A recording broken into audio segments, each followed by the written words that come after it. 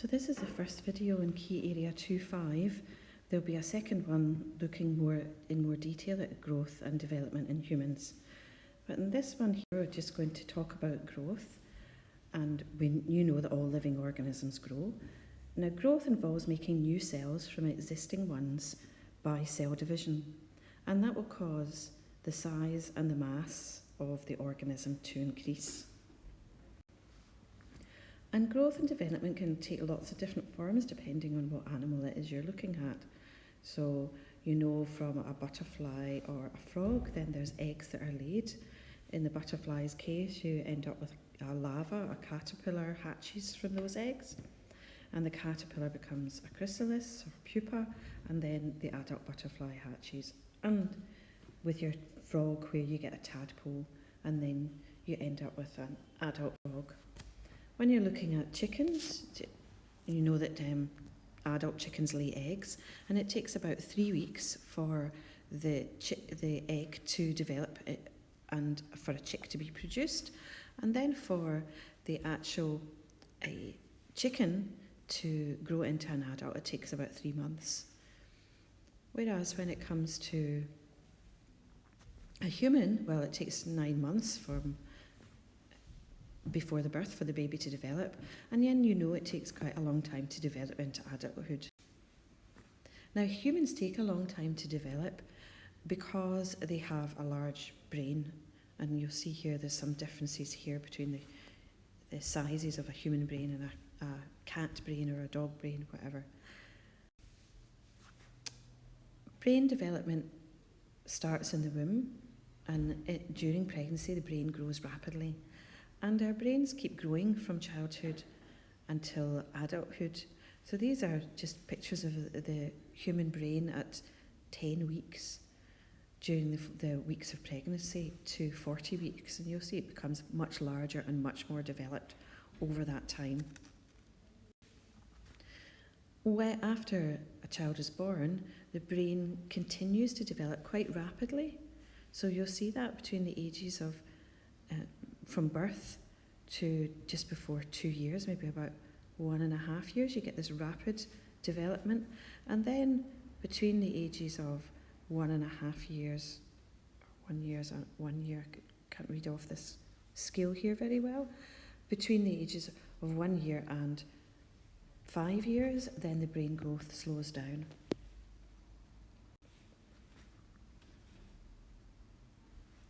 Plants grow from an embryo plant that's inside a seed, and they grow into a tiny plant called a seedling, and then that continues to grow into an adult plant. Some plants can be very small when they're fully grown, so you'll see over at this side here, we've got these tiny plants that are here. These are just little algae, and then over on this other side here, we've got one of the tallest plants in the world, the giant redwood. And all of these grow from small seeds. Animals grow from, as you know, a fertilised egg into an embryo and then into a baby animal. And some animals hatch out of eggs, others are born from the womb, and the baby animal will then grow into a fully grown adult. And that can, if it's a very small animal, it can be just a few days, or it can be a few weeks, or it can be many, many years. Now, in the growth of the plant, the early stages of growth in a plant is called germination. And we've had a wee look at this before. Germination is when the embryo plant uses the energy that's inside the food store of that seed to start growing.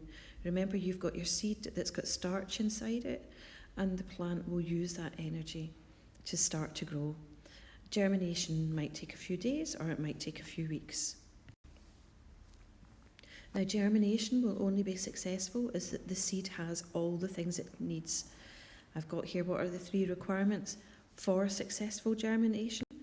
Well, you'd already started to do an investigation looking to see what plants need. But for a seed to germinate, it needs water, it needs oxygen, and it needs warmth to germinate. It doesn't need light straight off. It can germinate without light, but then once the plant gets growing, then it's going to need light. So seedlings and adult plants will only grow well if they have these things here: water, oxygen and warmth. Adult plants, though, need to have water, carbon dioxide, warmth and light. And that's for photosynthesis. And they also need minerals, that is nutrients from the soil, such as things like nitrogen and phosphorus.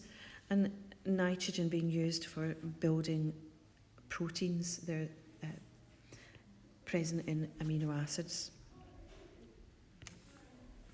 Now, what if these are not available? So if a plant doesn't get all it needs, it might not grow so tall, it might have less leaves, or it might be able to not be able to produce flowers and seeds to make the next generation. Or in very extreme situations, the plant actually might die. If plants don't get the right minerals, they won't grow healthily. And these leaves here show the results of a lack of minerals. And plant growers can add fertilisers to help to overcome that kind of problem. And you'll see these leaves that are over here. You've got this healthy leaf here. It's nice and green and glossy. You've got this leaf here, which is phosphate deficient. It's short in phosphorus, and phosphate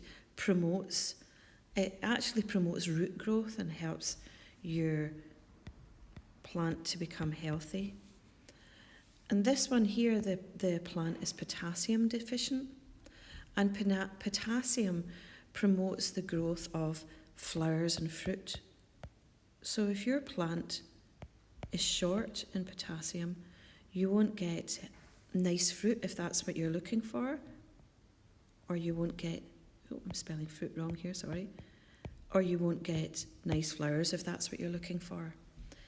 And the other mineral that is needed for good healthy plant growth is nitrogen, and nitrogen is important for leaf growth.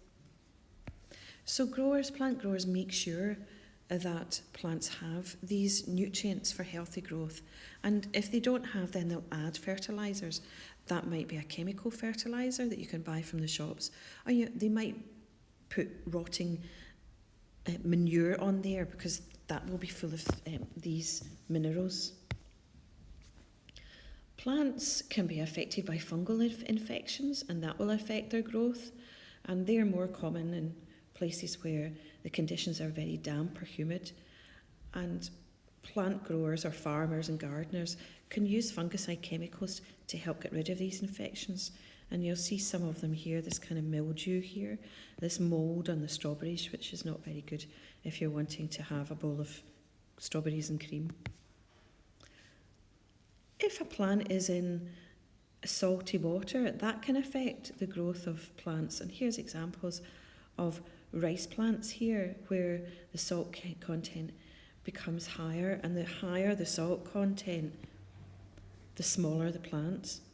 And if rice fields, for example, get flooded by seawater, this can happen. Here's your nice healthy rice plant here, and here's one here where it's become too salty, and it stunts the growth of your plant. Air pollution can affect plants as well. You can have acid rain. Now, acid rain is caused by these gases being emitted from factories, and an example of that would be sulfur dioxide. And sulfur dioxide up here in the sky, you get clouds of it. When rain is formed, what happens is the rain falling through this sulfur dioxide causes the rain to become acid, and when that acid falls, it can harm vegetation and it can harm water life. And you'll see here, there's leaves here that have been affected, this one over here being affected by acid rain. Or here's a tree here that is healthy, and then when acid rain has been falling on it, it starts to burn the leaves, and that will affect the growth of plants. It will also, if it gets into water life, it will affect the growth of plants and animals in the water.